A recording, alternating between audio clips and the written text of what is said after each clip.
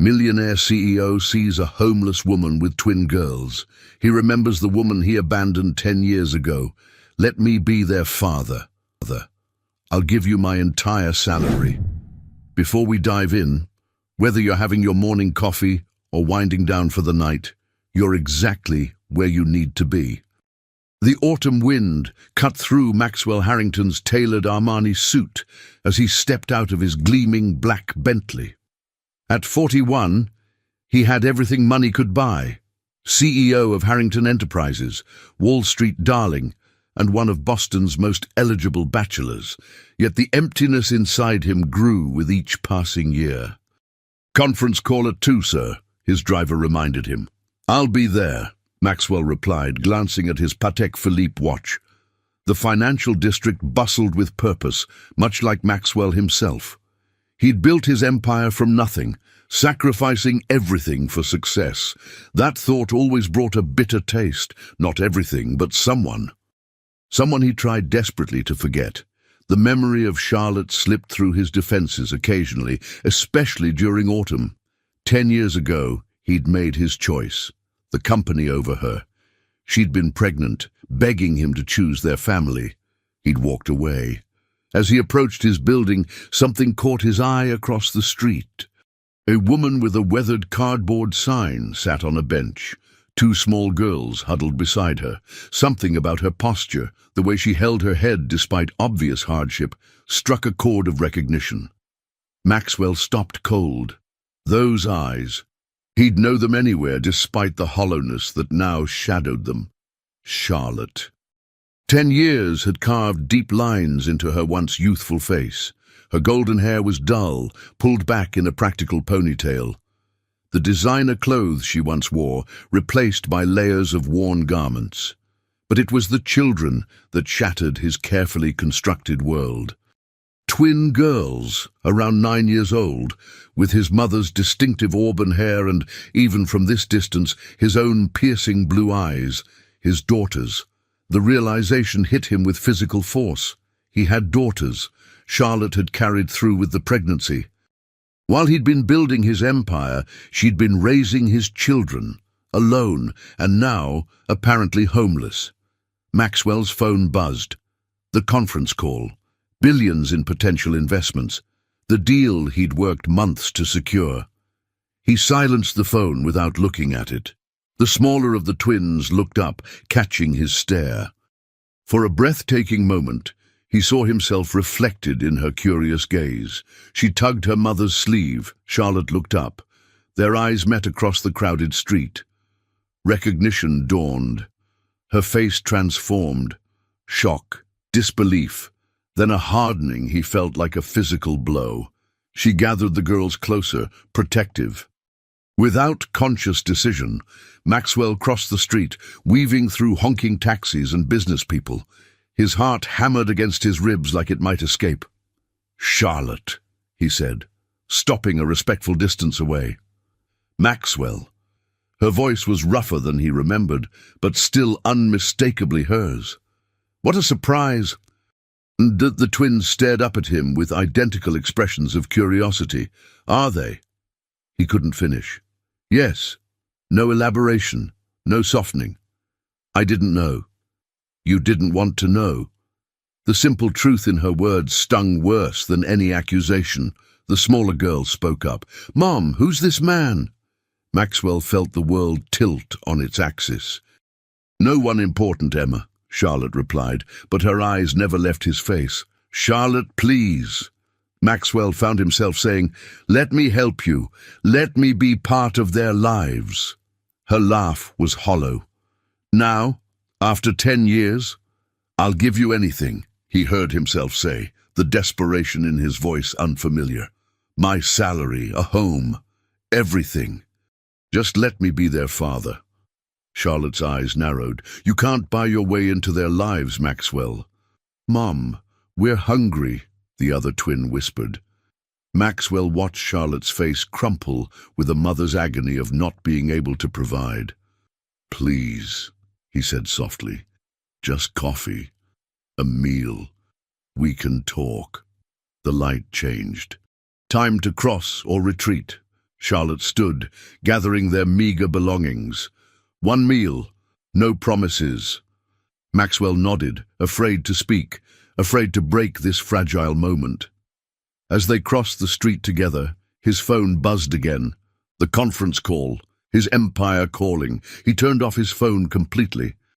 Charlotte sat rigidly across from Maxwell in the upscale restaurant, her eyes darting nervously around the elegant space. The twins, Emma and Olivia, gaped wide-eyed at crystal chandeliers and plush surroundings. "Order anything you want," Maxwell told them, his voice gentle. "Really? Anything?" Emma asked, bouncing slightly in her seat. Maxwell nodded, a smile tugging at his lips despite the tension. "Absolutely anything." Charlotte's face remained impassive. "Girls, find something sensible." The waiter approached with practiced deference, barely concealing his judgment at Charlotte's appearance. Maxwell caught the look, and his jaw tightened. "My guests will have the finest service," he said quietly, with the steely undertone that made boardroom opponents crumble. The waiter's demeanor transformed instantly. "Of course, Mr. Harrington." After ordering, an uncomfortable silence descended. The twins, oblivious to adult tensions, colored on the children's menus provided.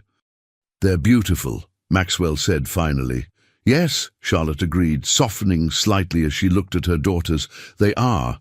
"How did—" Maxwell began. "How did we end up on the street?"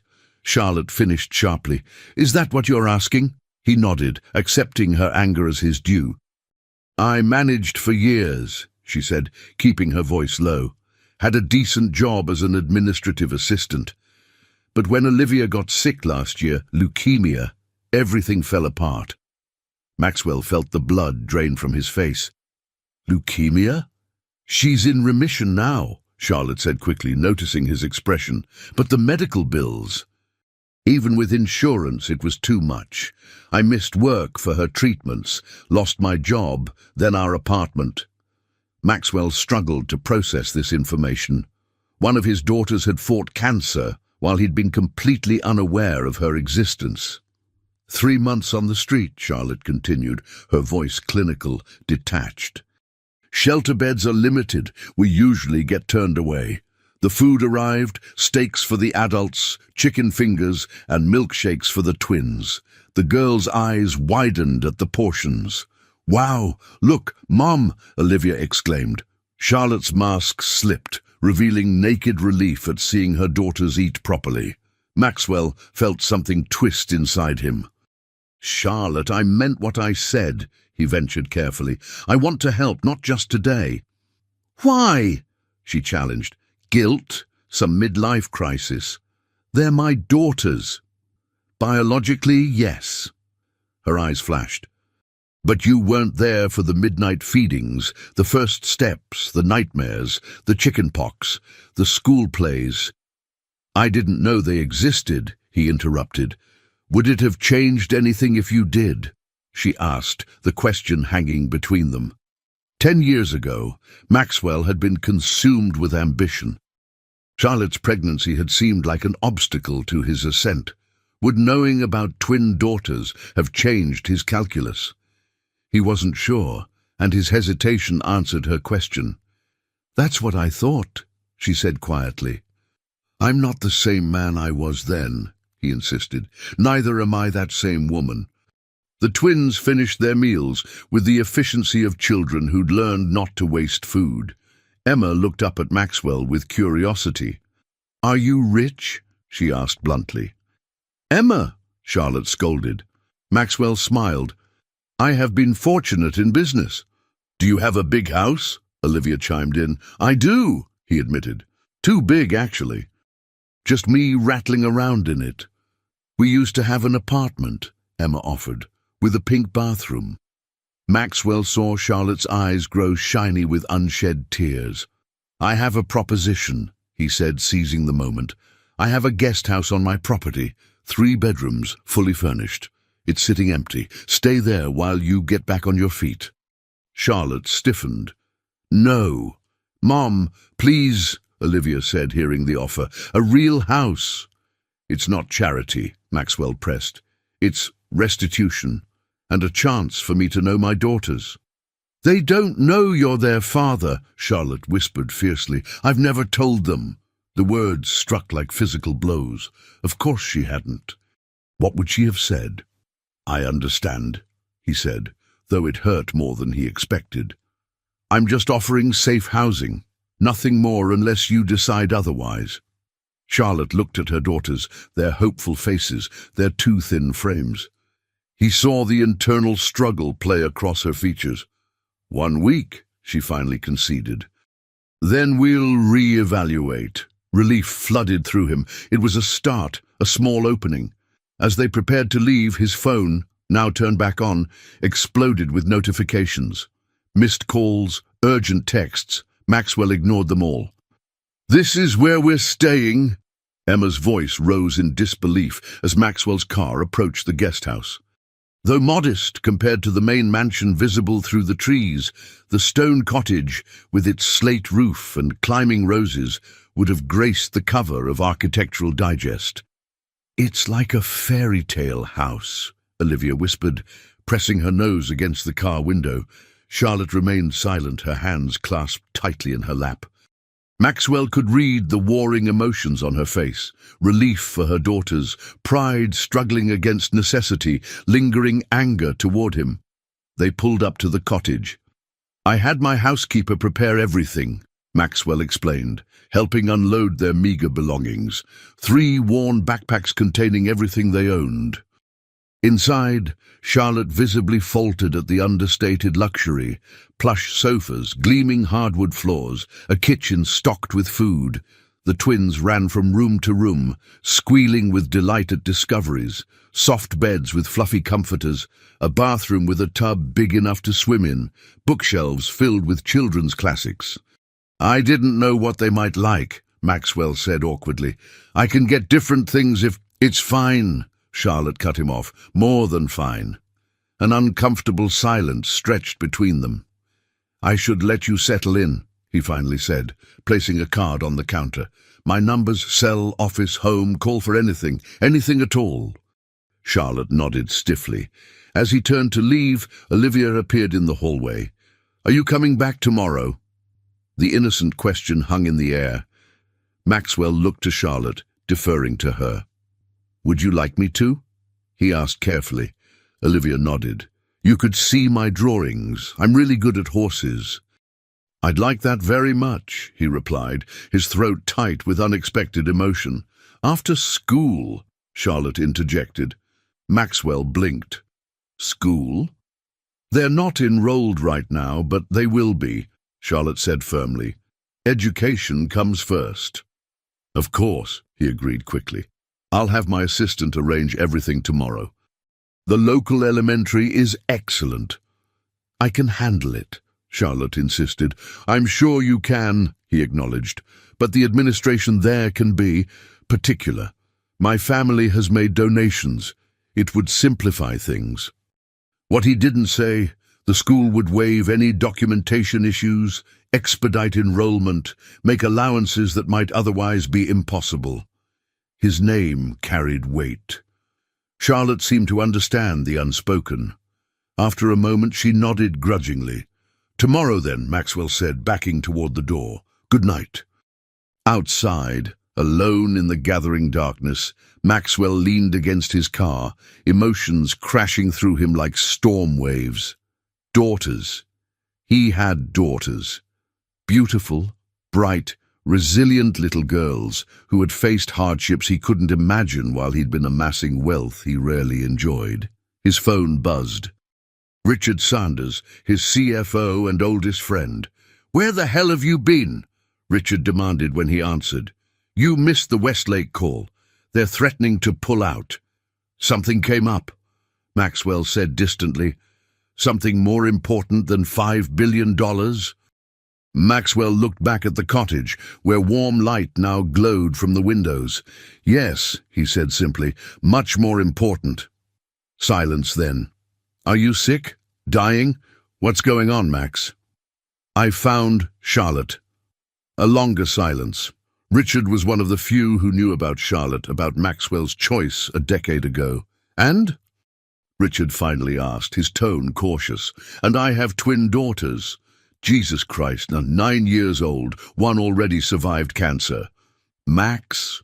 Richard's voice held warning. "Tread carefully. This could be—" "Not a scam," Maxwell interrupted. "They're mine. One look at them and there's no question.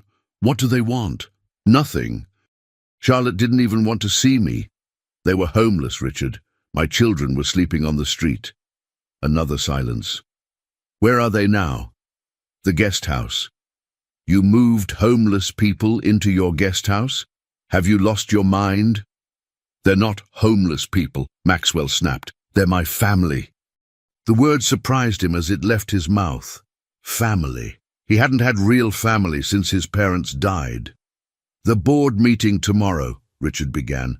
"Reschedule it." "You can't just—" "I can and I will," Maxwell said with finality. "For 10 years I've put this company first. For once, I'm putting something else first." He ended the call and stared up at the star-filled sky. Tomorrow he would begin making amends for a decade of absence. Tomorrow he would start the journey of becoming the father his daughters deserved, even if it cost him everything else. Morning sunlight streamed through the cottage windows as Charlotte sipped coffee at the kitchen island, still disoriented by their sudden change in circumstances. 24 hours ago, she'd been contemplating which shelter to try next. Now her daughters slept in proper beds, their bellies full for the first time in months. All because of Maxwell Harrington, the man who'd broken her heart and abandoned her when she needed him most. The sound of tires on gravel pulled her from her thoughts. Through the window, she watched a sleek black SUV approach. Maxwell emerged in another impeccable suit, carrying what appeared to be shopping bags. Charlotte's pride bristled. She hadn't asked for charity, a knock at the door. She considered not answering, but the twins would be awake soon. "Good morning," Maxwell said when she opened the door, his smile tentative. "I hope I'm not too early." "We've been up since dawn," Charlotte replied. "Hard to break the habit when you're usually chased out of doorways by shopkeepers." His face fell at the reminder, and Charlotte felt a twinge of guilt for the deliberate barb. She stepped back, allowing him entry. "I brought some things for the girls," he said, setting down the bags. "School supplies, clothes." "Nothing extravagant," he added hastily, seeing her expression. "Just basics. We don't need—" "Mom?" Emma's voice interrupted from the hallway. She stood in penguin-patterned pajamas found in the dresser, hair tousled from sleep. "Is that Maxwell?" "Good morning, Emma," he greeted her warmly. "Did you bring presents?" She asked, eyeing the bags. "Emma," Charlotte admonished. Maxwell laughed. "Just some things you might need for school. My assistant enrolled you both for tomorrow. They're expecting you." "Real school?" Emma's eyes widened. "Livy, wake up! We're going to real school." She raced back to their bedroom. Charlotte heard excited whispers. Then both girls appeared, Olivia still rubbing sleep from her eyes. "Do we get backpacks?" Olivia asked hesitantly. "The nice kind with wheels." "Let's see what's in the bags," Maxwell suggested, his expression carefully neutral, though Charlotte caught the emotion he tried to hide. The twins fell upon the shopping bags with the enthusiasm of children who'd had precious little to call their own. Charlotte watched Maxwell watching them, saw the wonder and pain mingling in his eyes as he witnessed this simple joy. "Thank you," she said quietly, meaning it despite her reservations. "It's nothing," he replied, equally soft. "It's everything to them." The twins discovered the rolling backpacks, one purple, one teal, and squealed with delight. Maxwell had included everything: pencil cases, notebooks, lunchboxes, water bottles, and clothes. Practical, good quality, in the right sizes. "How did you know their sizes?" Charlotte asked. "I guessed," he admitted. "And the sales associate helped." "You went shopping yourself? Not your assistant?" He met her eyes. "Some things you don't delegate." Something shifted between them, subtle but undeniable. There's something else, Maxwell said, pulling an envelope from his jacket. A bank card. I've set up an account in your name. Charlotte stiffened. No. Charlotte, be reasonable. I need my independence, she hissed, mindful of the girls now trying on their new clothes. I need to stand on my own feet. And you will, he assured her. But right now, you need resources to get there. Consider it back child support if it helps your pride. The words hung between them, sharp-edged and dangerous. You don't get to claim that role, Charlotte said, her voice low and fierce. Not after 10 years. I'm not claiming anything, he replied evenly. I'm acknowledging my responsibility. Charlotte felt tears, threatening, and hated herself for the weakness. You have no idea what we've been through. Then tell me, he urged. Help me understand. Before she could respond, Emma appeared in a new outfit, twirling for their approval. Do I look pretty? Beautiful, Maxwell said, with such genuine admiration that Charlotte's anger faltered. The moment was interrupted by a knock at the door. A tall, distinguished man in his early 40s stood outside, his expression somewhere between curious and suspicious. Richard, Maxwell said, surprise evident. What are you doing here? Making sure you haven't completely lost your mind, the man replied, his eyes taking in the domestic scene with undisguised skepticism. The board is waiting, Max. You can't just disappear. I told you to reschedule, and I did, for an hour from now. Richard's gaze shifted to Charlotte, then the twins. So these are my daughters, Maxwell confirmed, a note of warning in his voice. Emma and Olivia. Charlotte watched Richard's face, saw the calculations happening behind his eyes, a potential threat to Maxwell's carefully built world. Ladies, Richard acknowledged with a tight smile. Max, we need to talk, privately. Later, Maxwell replied firmly. I'm busy now. Richard's jaw tightened. The Westlake deal will wait. An unspoken battle of wills passed between the men. Finally, Richard nodded curtly. 1 hour, Max, not a minute more. After he'd gone, Charlotte studied Maxwell's profile. Your world is calling. He turned to her, something resolute in his expression. Let it call. I've missed too much already. For the first time since seeing him again, Charlotte allowed herself to consider that perhaps Maxwell Harrington had indeed changed. She just wasn't sure if it was enough, or if it was too late. Mr. Harrington, the board is getting restless. Catherine Davis, Maxwell's executive assistant, whispered as she placed another stack of documents before him. The boardroom hummed with tension. Maxwell had arrived 40 minutes late to a meeting he'd originally tried to cancel entirely. Now, as the Westlake presentation droned on, his mind kept drifting back to the cottage, to Charlotte and the twins. Mr. Harrington? The presenter paused, awaiting his response to a question he hadn't heard. Continue, Maxwell said smoothly, covering his lapse. I'm interested in the projected growth statistics. Richard shot him a pointed look from across the table. They'd known each other since business school. Richard understood exactly how distracted he was. The meeting crawled on for another hour before Maxwell could reasonably adjourn it. As the board members filtered out, Richard closed the door, leaving them alone. What the hell is going on with you? Richard demanded. You are completely checked out. I told you I found Charlotte and my daughters.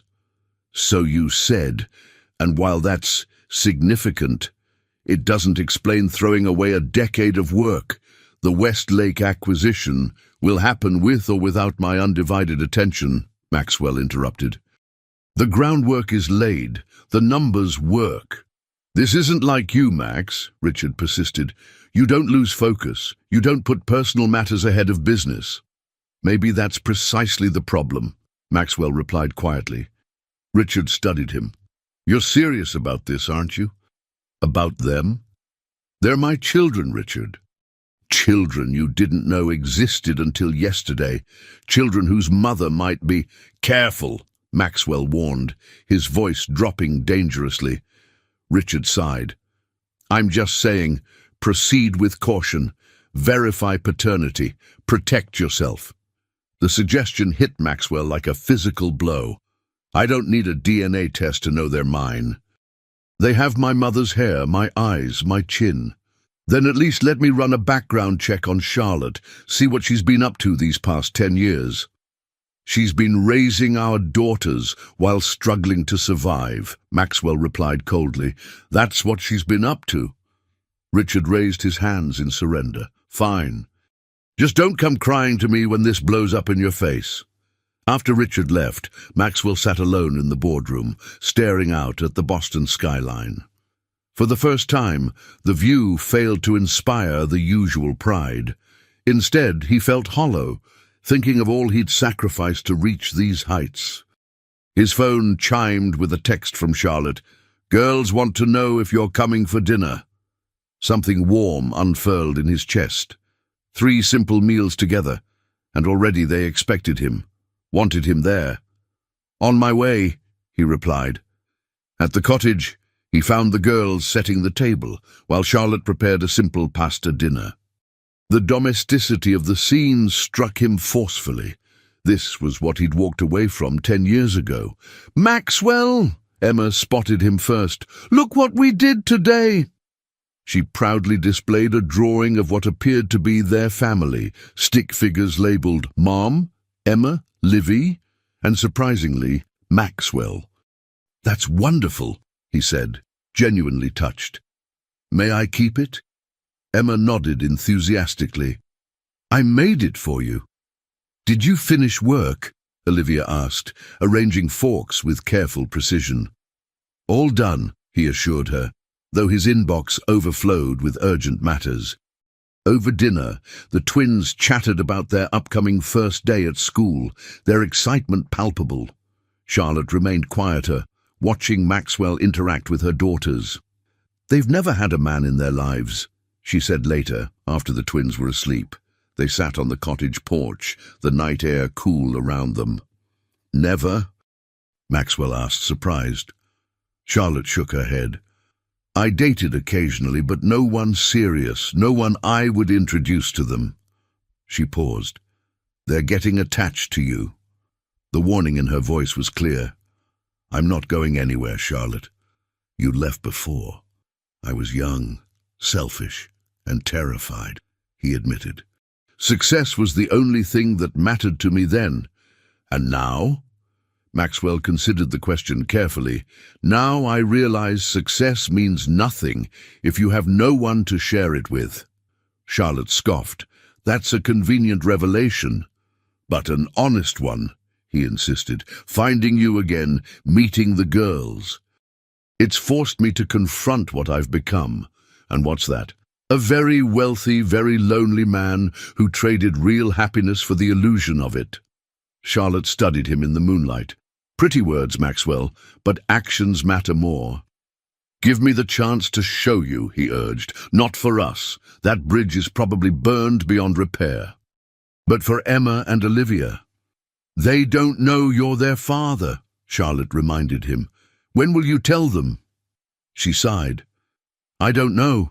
They've asked about their father over the years. I told them he wasn't ready to be a dad. The truth, Maxwell acknowledged with a wince. I never spoke badly of you, she continued. I didn't want them to carry that burden. The revelation humbled him. She'd had every right to vilify him in their eyes, yet she'd chosen not to.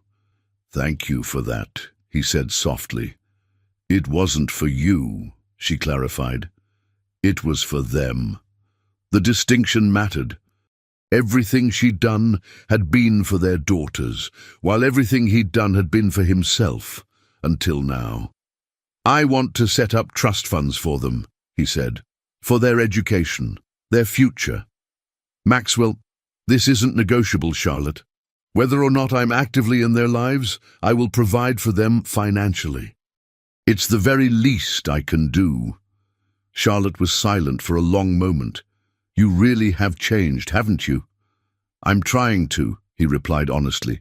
The moment stretched between them, fragile and significant. Then Charlotte stood. "It's late. The girls have school tomorrow." "I'd like to drive them," Maxwell said, "if that's okay." Charlotte hesitated, then nodded. They'd like that. As he walked to his car, Maxwell felt something he hadn't experienced in years. Hope. Not for business success or financial gain, but for something infinitely more valuable. A second chance at being the man he should have been all along. The elementary school's drop-off line moved with efficient precision as luxury vehicles disgorged the children of Boston's elite. Maxwell's Bentley, usually at home in this wealthy milieu, suddenly felt ostentatious with Emma and Olivia wide-eyed in the back seat. "Everyone here is fancy," Emma whispered, pressing her face against the window. "You belong here just as much as they do," Maxwell assured her, catching Charlotte's grateful glance from the passenger seat. When their turn came, Maxwell stepped out to open the car doors. The twins hesitated, suddenly nervous. "What if they don't like us?" Olivia asked, clutching her new backpack. Maxwell knelt to eye level. "They'll love you. And if anyone isn't nice, you tell me, and I'll handle it." "Promise?" Emma asked. "Promise," Maxwell replied solemnly. Charlotte adjusted their collars. "Remember what we talked about. Be yourselves, be kind, do your best. And we'll pick you up at 3 o'clock, Maxwell added. Charlotte shot him a look. "I can pick them up." "We'll both come," he amended, refusing to be sidelined. The twins hugged them both before racing toward the entrance, their initial nervousness transformed to excitement. Maxwell watched until they disappeared inside, an unexpected ache in his chest. "They'll be fine," Charlotte said, though she looked equally affected. "I know." Maxwell cleared his throat. "Can I drive you somewhere? Job interviews?" "Actually, yes," Charlotte admitted. "I have an interview at Meridian Publishing at 11. "Editorial assistant?" Maxwell guessed, remembering her college major. "Administrative assistant," she corrected. "My English degree doesn't count for much after a decade of sporadic employment." The reminder of her struggles silenced him as they drove back to the cottage. He wanted to offer connections, to make calls that would secure her a position worthy of her intelligence, but he knew such interference would only damage the fragile trust building between them. "I can handle getting to the interview," Charlotte said as they arrived. "You must have work." "Nothing that can't wait," Maxwell replied, though his phone had been buzzing consistently all morning. "Maxwell," she said firmly, "you can't neglect your company. That's not what I want." "What do you want, Charlotte?" he asked quietly. She looked away. "Stability for my daughters, a chance to rebuild my life on my terms." "Our daughters," he corrected gently. Charlotte's eyes flashed. "You haven't earned that yet." The words stung, but he nodded. "Fair enough."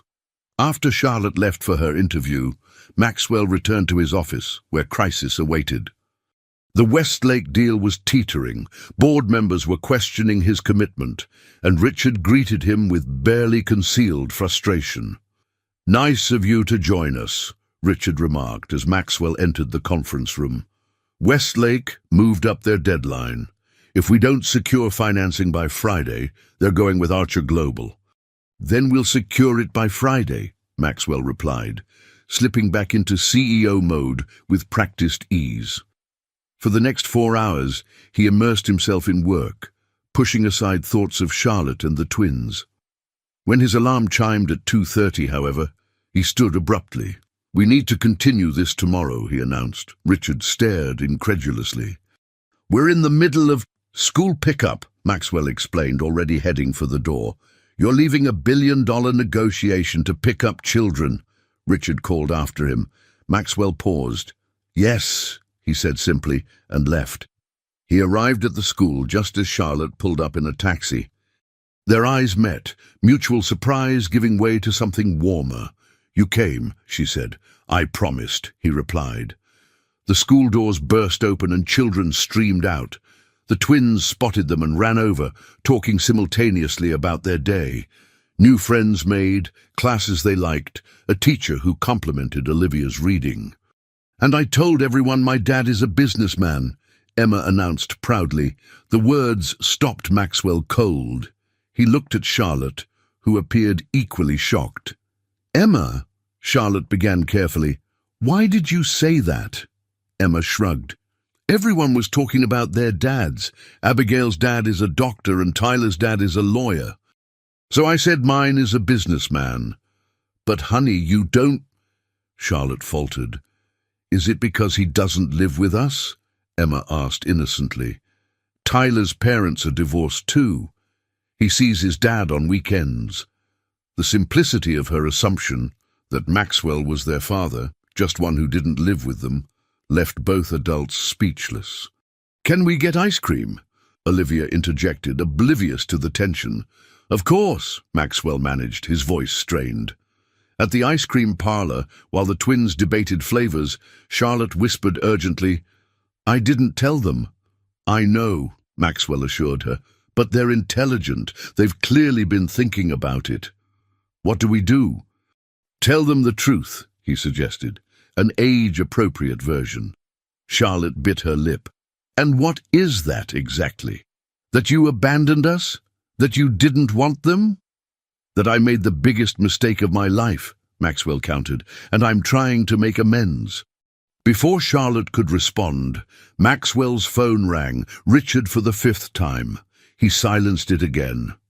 "Your company needs you," Charlotte observed. "They'll survive without me for an afternoon." The twins returned with enormous ice cream cones, and the difficult conversation was postponed. They spent the rest of the afternoon at a nearby park, the girls playing, while the adults watched from a bench, careful distance between them. "I got the job," Charlotte mentioned quietly. "I start Monday." "That's wonderful," Maxwell said sincerely. "It doesn't pay much, but it's a start." Maxwell wanted to tell her she didn't need to work, that he could provide everything, but he understood her need for independence. Instead, he said, "I'm proud of you, Charlotte." She looked surprised. "For what?" "For everything you've done for our daughters, for your strength, your resilience."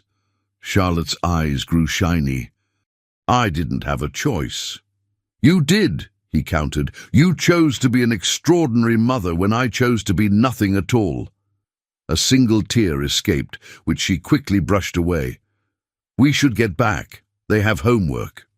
That evening, as Maxwell prepared to leave the cottage, Emma approached with a solemn expression.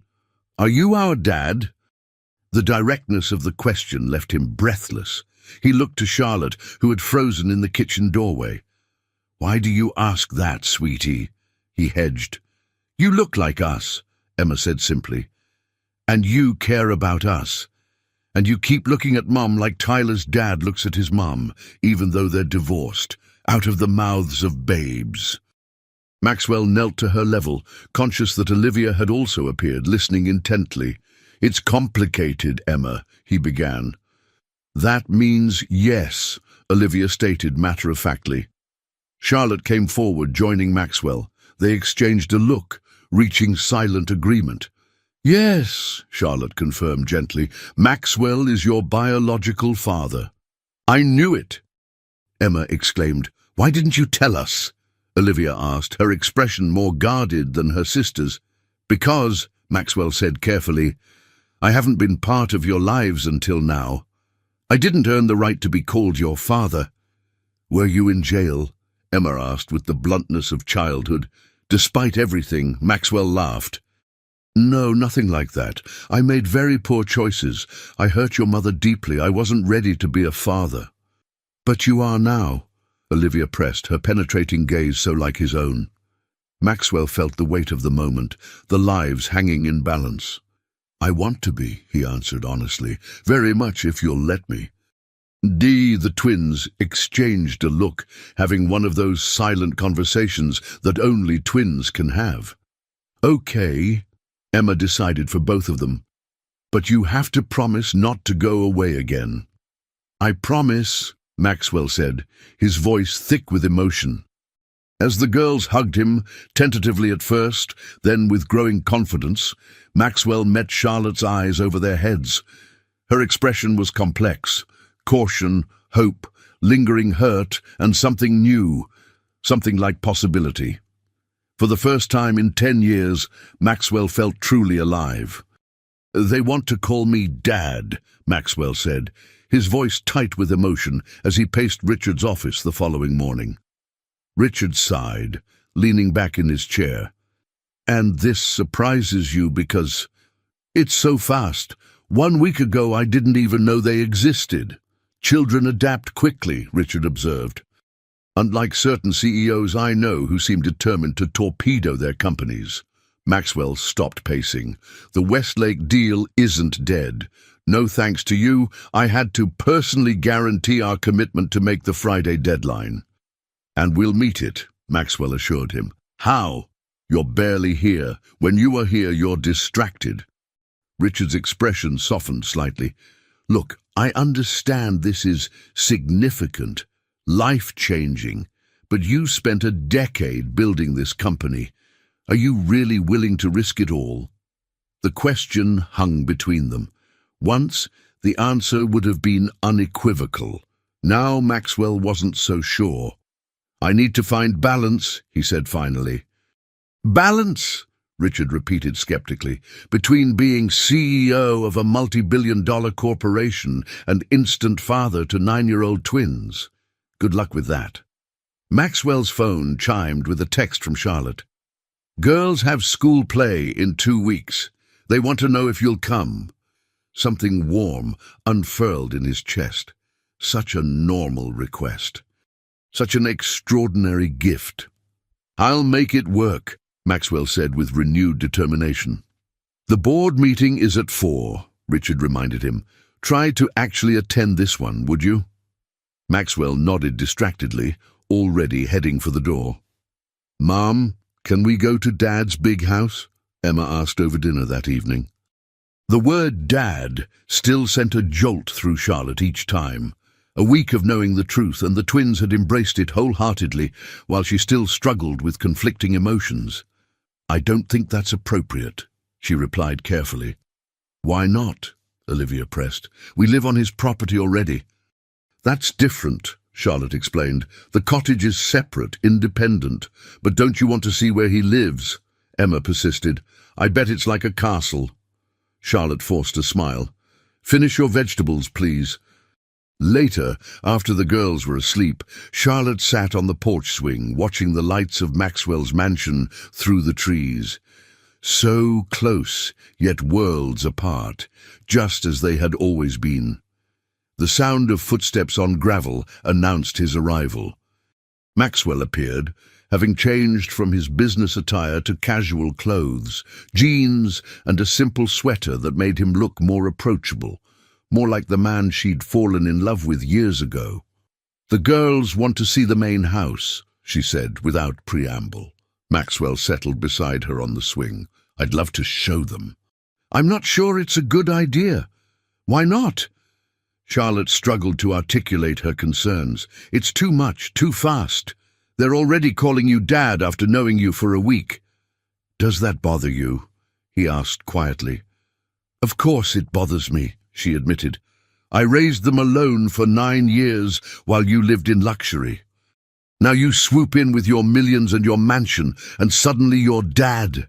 The bitterness she'd tried to suppress spilled out. Maxwell didn't flinch from it. "You're right," he acknowledged. "It's not fair. None of this is fair to you." His understanding deflated her anger. "It's not about fair. It's about protecting them." "From me?" "From disappointment," she clarified. "From getting attached to a lifestyle and a father that might not last." Maxwell looked stricken. "I meant what I promised them. I'm not going anywhere." "Intentions change. Priorities shift." Charlotte's voice hardened. "I learned that lesson already. I'm not the same man who left you, Charlotte." "Aren't you? Your friend Richard called 3 times during dinner. Your company still comes first." Maxwell shook his head. "Not anymore." As if on cue, his phone rang. He silenced it without looking. "You can't ignore your responsibilities," Charlotte said. "Sooner or later, you'll have to choose." "I already have," Maxwell insisted. "I've restructured my schedule, delegated more. I'm working from home 3 days a week." Charlotte raised an eyebrow. "Richard agreed to that?" "Richard doesn't have a choice. I'm still the CEO." The conviction in his voice gave Charlotte pause. Perhaps he was serious about making changes. "1 month," she said finally. "Let's give it 1 month before the girls see the main house or get too comfortable with all this." She gestured vaguely at the wealth surrounding them. Maxwell nodded, accepting her terms. "And you? What about your comfort level with all this?" Charlotte tensed. "I'm not part of the equation." "You are to me," he said softly. "Daddy, watch me." Emma called, executing a wobbly cartwheel across Maxwell's expansive lawn. 3 weeks had passed since the truth had emerged, and Daddy had replaced Maxwell with a swiftness that still astonished him. "Wonderful," he applauded, glancing at Olivia, who sat cross-legged beside him with a book. The twins, though identical physically, had distinctly different personalities. Emma was outgoing and physical, Olivia thoughtful and introspective. "What are you reading?" he asked Olivia. She showed him the cover. "It's about stars and planets. Did you know that light from some stars takes millions of years to reach us? So we're seeing them how they looked a really long time ago, not how they are now." Maxwell smiled. "Like looking into the past." Olivia nodded solemnly. "Like when Mom looks at old pictures of us when we were babies." The innocent comparison struck Maxwell forcefully. He had no baby pictures, no memories of their first steps or words. The loss felt physical, an ache beneath his ribs. "Dad?" Olivia's voice pulled him back.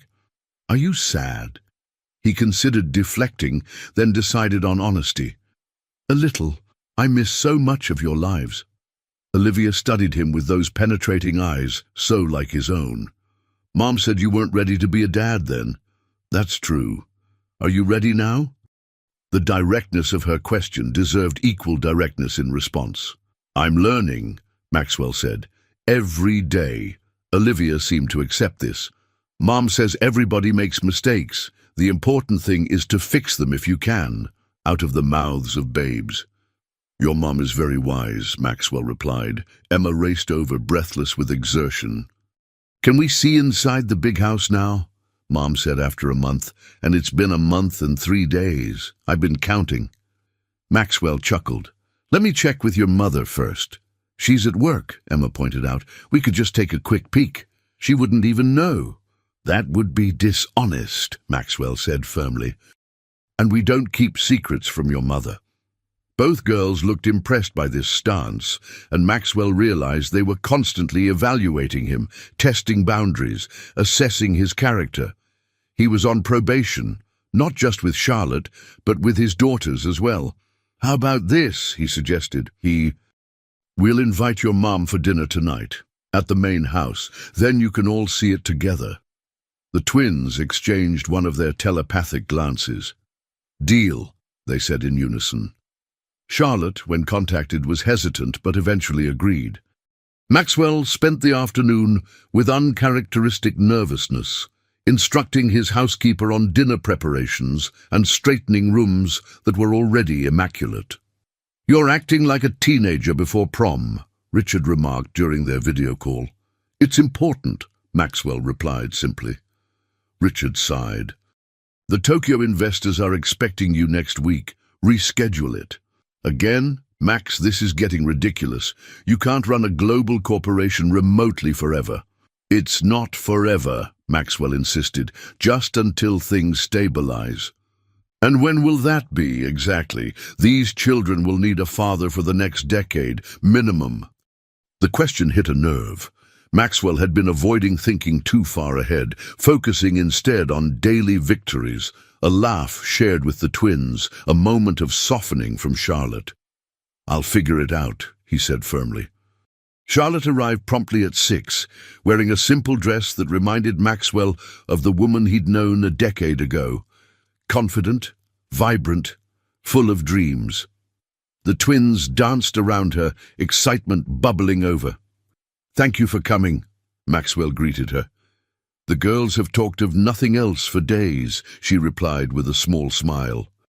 The grand tour commenced, the twins racing ahead to explore each new room with exclamations of delight. Maxwell watched Charlotte's reactions more carefully, the slight widening of her eyes at the marble foyer, the careful neutrality as they passed priceless artwork. "It's beautiful," she acknowledged in the conservatory, sunlight streaming through glass walls onto exotic plants, "but it doesn't feel like a home." The observation startled him. "What do you mean?" Charlotte gestured around. "Everything's perfect, untouched, like a museum." Maxwell had never considered this perspective. To him, the mansion represented achievement, success, but looking through her eyes, he saw the sterility, the emptiness. "It used to be different," he said quietly, "when my parents were alive." Charlotte's expression softened. "You never talk about them." "They died while we were together, car accident." "I remember," she said. "You shut down afterward, threw yourself into work." The simple observation illuminated so much. His parents' death had triggered his fear of loss, of vulnerability. Business was safer, controllable, predictable. "Mom! Dad, come see this room, it has a piano." Emma's voice echoed down the hallway. They followed the sound to the music room, where the twins were reverently touching the keys of the grand piano. "It was my mother's," Maxwell explained. "She played beautifully." "Can you play?" Olivia asked. Maxwell nodded, sitting on the bench. "A little. She taught me." "I don't understand why you won't just sign the papers," Charlotte said, frustration evident as she stood in Maxwell's home office. 6 months had passed since their reunion. 6 months of gradual trust building, of Maxwell proving his commitment to the twins with unwavering presence and support. Maxwell looked at the trust fund documents on his desk. "Because $2 million each isn't enough." Charlotte's eyes widened. $2 million is more than enough for anyone. "Not for my daughters," Maxwell insisted. $5 million each is more appropriate." "This is exactly what I've been afraid of," Charlotte said, pacing the room. "You're trying to buy their love with extravagance." "I'm trying to secure their future," Maxwell countered. "Education, housing, opportunities, everything I missed giving them for 9 years. Money isn't everything, Maxwell." "Don't you think I know that?" he asked quietly. "But it's something I can give them without question. Something concrete." Charlotte studied him, her expression softening. "You don't need to make up for lost time with money." "Then how?" The question emerged more vulnerable than he intended.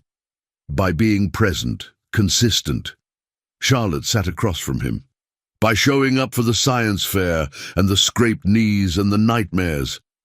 "The way you have been." Maxwell nodded, absorbing her words. $3 million, he offered as compromise, and college funds, non-negotiable. Charlotte sighed, recognizing his stubbornness. "Fine, but we don't tell them about this until they're adults." "Agreed." As Charlotte signed the papers, Maxwell watched her, the careful precision of her movements, the slight furrow between her brows when she concentrated. In 6 months, they developed a functional co-parenting relationship, but the wall between them remained firmly intact. Charlotte had made it clear that forgiveness didn't equal reconciliation. "The girls want to know if you're coming to Emma's soccer game tomorrow," Charlotte said, completing the signatures. "I wouldn't miss it," Maxwell assured her, "though I might be a few minutes late. Board meeting." Charlotte nodded, accustomed now to his juggling act. Maxwell had restructured his work life dramatically, delegating more, working remotely when possible, prioritizing family events. But the demands of Harrington Enterprises couldn't be completely sidelined. Richard had adapted grudgingly to the new reality, though not without constant reminders of what was at stake. You're walking a tightrope, he'd warned just yesterday. One slip and everything falls. The metaphor wasn't subtle, but it wasn't inaccurate either. Maxwell felt the precarious balance daily. Father, CEO, provider, leader. Some days he managed it gracefully. Other days he barely held on. "Earth to Maxwell," Charlotte's voice broke through his thoughts. "Did you hear what I said?" "Sorry," he apologized. "What was that?" "I said Olivia's teacher thinks she should skip 5th grade, go straight to middle school next year." Maxwell smiled with pride. "She's exceptionally bright." "She gets that from you," Charlotte acknowledged, a rare admission. "And Emma, how's she doing academically?" "Average in most subjects. Above average in anything requiring physical coordination or social skills." Maxwell nodded. "They complement each other perfectly." "They always have," Charlotte agreed, her expression softening as it always did when discussing their daughters. Even as babies. These small glimpses into the years he'd missed were precious to Maxwell, though tinged with regret. "Tell me about when they were born," he requested, not for the first time. Charlotte's initial reluctance to share these memories had gradually eased. "It was a difficult delivery," she recalled. "Emergency C-section at 36 weeks. Emma came out screaming. Olivia was quieter, observing everything with those serious eyes." "Just like now," Maxwell noted. "Some things never change." Charlotte smiled faintly. "Your mother would have adored them." The mention of his mother caught Maxwell by surprise. "You think so?" "I know so. She always wanted granddaughters." The observation opened a fresh wound. His parents had died never knowing they had grandchildren. Another consequence of his selfish choice. "I've been thinking," Maxwell said, changing the subject. "The guest house is getting crowded with the girls growing. Would you consider moving into the main house?" Charlotte stiffened. "No." "Just hear me out," he pressed. "Separate wings, complete independence, but more space for everyone." "That's not independence, Maxwell. That's proximity." "Would that be so terrible?" he asked quietly. Charlotte's expression was unreadable. "It would complicate things. Things are already complicated." She stood, gathering her purse. "The current arrangement works. Let's not change it." At the door, Charlotte paused. "The girls want to go to Disney World for spring break." "I'll arrange everything," Maxwell said immediately. "No, I mean, they want all of us to go together, as a family." The word family hung in the air between them, weighted with possibility. "I'd like that very much," Maxwell said carefully. "Maxwell James Harrington, you have exactly 5 seconds to explain yourself before I call security." Eleanor Westlake's voice cut like steel across her expansive office. Maxwell remained standing, refusing the offered chair. "I think my proposal explains itself." "Does it?" Eleanor arched one perfectly sculpted eyebrow. "Because it looks like you're trying to commit corporate suicide. I prefer to call it strategic restructuring." Eleanor laughed without humor. "Stepping down as CEO of your own company is hardly strategic. It's insanity." "I'm not stepping down completely," Maxwell clarified. "Just transitioning to executive chairman. Richard would take over day-to-day operations as CEO. While you do what exactly? Play house with your instant family." The barb struck its target, but Maxwell maintained his composure. "Eleanor Westlake hadn't built a pharmaceutical empire by being subtle. While I focus on long-term strategy and major relationships," he corrected. "Like our potential merger." Eleanor studied him with shrewd eyes. "The board won't approve this." "They already have," Maxwell replied, "conditionally." "On what condition?" "That you and I finalize our deal. Today." Understanding dawned on Eleanor's face. "So that's your play. Force my hand to save your little domestic arrangement." Maxwell smiled thinly. "Business is business, Eleanor. You need our distribution network for your new cancer drug. We need your research division." The numbers work. Everything else is just noise. Eleanor leaned back, reassessing him. I underestimated you, Maxwell. I thought you'd gone soft. A common misconception, he replied evenly. One I occasionally encourage.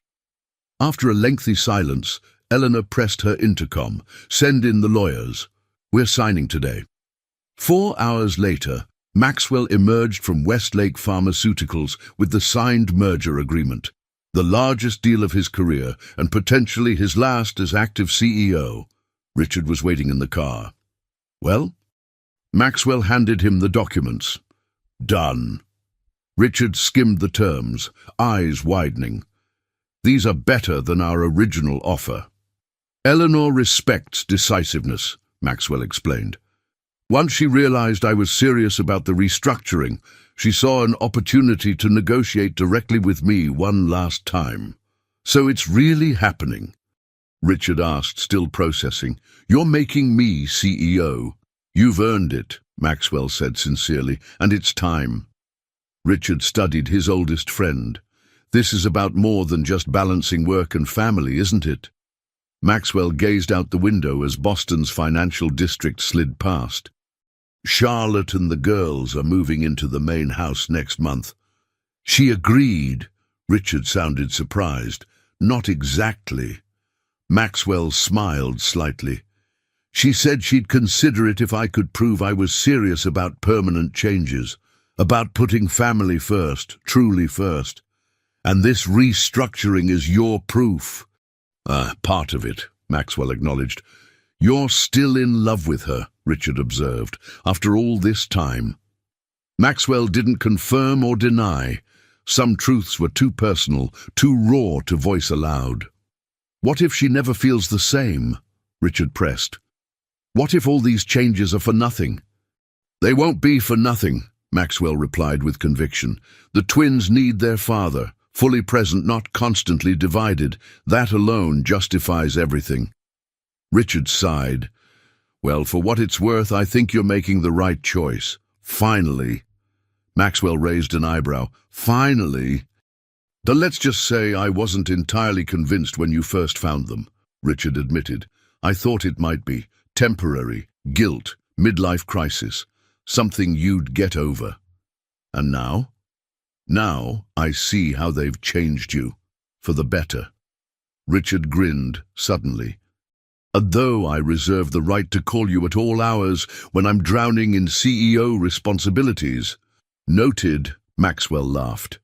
At home, Maxwell found Charlotte and the twins in the cottage kitchen preparing dinner together. The domesticity of the scene still struck him with wonder each time he witnessed it. How was your meeting? Charlotte asked, noting his early return. Productive, he replied, deliberately casual. I'll tell you about it later. The twins tackled him with hugs, a ritual that had evolved over the past 8 months and never failed to fill the empty spaces inside him. Dad, guess what? Emma exclaimed. I got the lead in the school play. I don't want to go to Grandma's.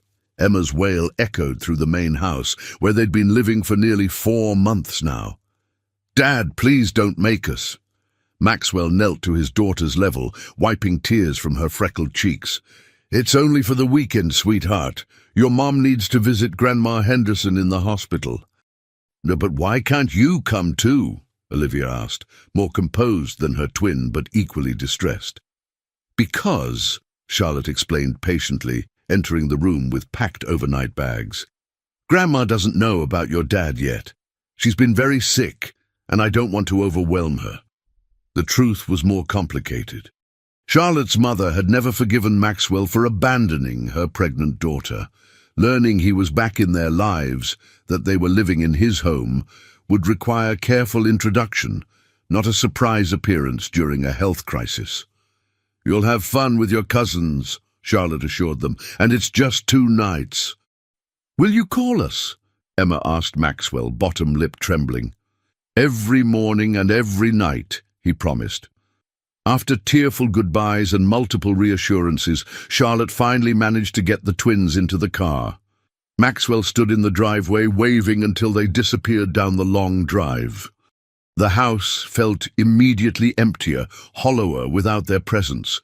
12 months ago he'd lived here alone, unconscious of the silence. Now it pressed against him, a physical reminder of what his life had been, and what it might return to if he failed to nurture the precious family bonds he'd been given a second chance to build. His phone rang. Richard, predictably. "How's domestic bliss?" Richard asked by way of greeting. "Charlotte and the girls just left for the weekend," Maxwell replied.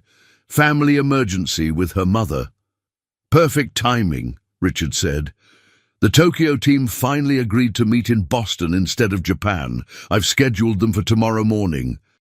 Maxwell sighed. "It's Saturday."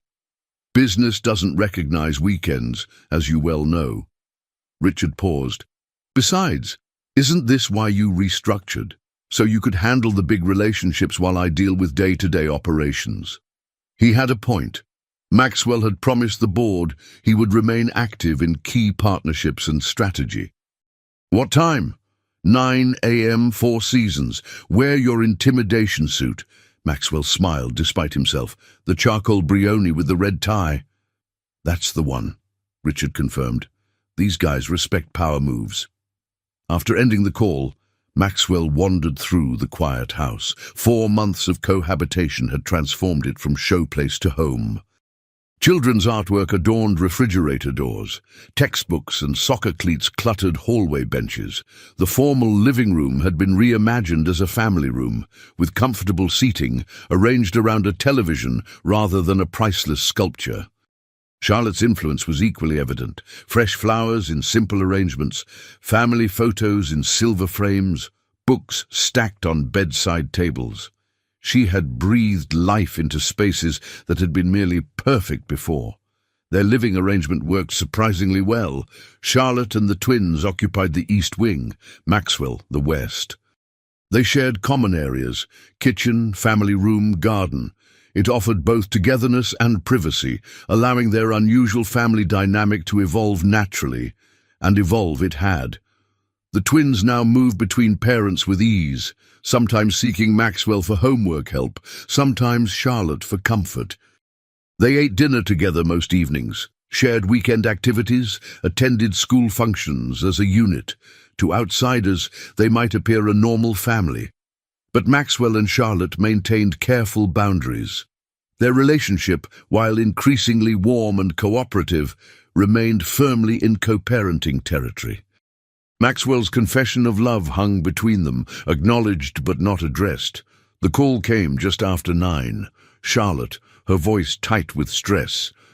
"Mom's taken a turn for the worse. They're moving her to intensive care." "I'm so sorry," Maxwell said sincerely. "Is there anything I can do?" "Actually, yes." She hesitated. "The girls are upset. They've never seen Grandma this sick. My sister's house is chaotic with her own kids, and Emma's having anxiety. They're asking for you." Maxwell didn't hesitate. "Text me the address. I'll be there in an hour." "You don't have to." "I want to," he interrupted gently. "They need me." A pause, then, "I need you too." The simple admission, offered in a moment of vulnerability, touched Maxwell deeply. "I'm on my way." The Tokyo meeting would have to be rescheduled. Again, Richard would understand. Eventually. "Happy birthday, dear Emma and Olivia. Happy birthday to you." The assembled crowd cheered as the twins blew out the candles on their elaborate 10th birthday cake. A confection featuring musical notes for Olivia, now taking piano lessons on Maxwell's mother's piano, and a soccer ball for Emma, whose team had won the regional championship. Maxwell caught Charlotte's eye across the garden, where their daughters were now accepting gifts from friends and extended family. Her smile, unguarded, joyful, warmed him from within. 14 months had transformed all their lives. The twins thrived in their new stability, excelling in school and activities. Charlotte had been promoted at the publishing house, her natural talent finally recognized, and Maxwell had found balance he'd never thought possible, meaningful work combined with the profound joy of fatherhood. "Quite a party," Richard commented, appearing beside him with champagne flute in hand. Hard to believe these are the same kids who were homeless a year ago. They're resilient, Maxwell replied, watching as Olivia carefully opened a present while Emma tore into hers with characteristic enthusiasm. They take after their mother, Richard observed. Speaking of whom? Maxwell followed his friend's gaze to where Charlotte now chatted with Melissa and, surprisingly, Eleanor Westlake, who had become an unexpected ally after the merger. Have you asked her yet? Richard pressed. Maxwell shook his head. Not the right time. There's never a right time for these things, Richard advised. You just have to take the leap. Before Maxwell could respond, Emma raced over, brandishing a jewelry box. Dad, look what Mom got me! Inside nestled a delicate silver bracelet with a soccer ball charm. It's beautiful, Maxwell admired. Just like you. Emma beamed, then spotted Richard. Uncle Richard, did you bring presents? Richard's initial discomfort with the twins had gradually transformed into genuine affection.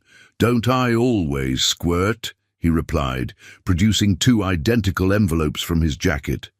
Savings bonds? Maxwell guessed wryly. Someone has to think practically around here, Richard defended, winking at Emma. But there might be tickets to that concert they've been talking about too. Emma squealed and ran to find her sister.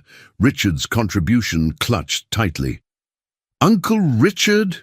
Maxwell teased once she'd gone. Shut up, Richard muttered, but his expression remained fond. They grow on you. The party continued as afternoon stretched into evening. Friends departed, family lingered.